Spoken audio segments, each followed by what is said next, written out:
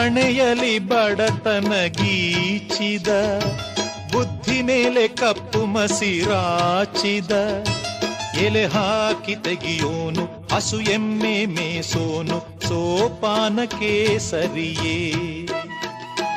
ಇರುಳಲ್ಲಿ ಬರಿಬಾವಿ ನೋಡಿದೆ, ಹಗಲಲ್ಲಿ ಹಾರೆಂದರೆ ಹಾರಿದೆ, ಆ ರಾತ್ರಿ ಗಂಟೆಂದರೆ ಹಾಕಿದೆ, ಈ ರಾತ್ರಿ ಹಾಡೆಂದರೆ ಹಾಡಿದೆ.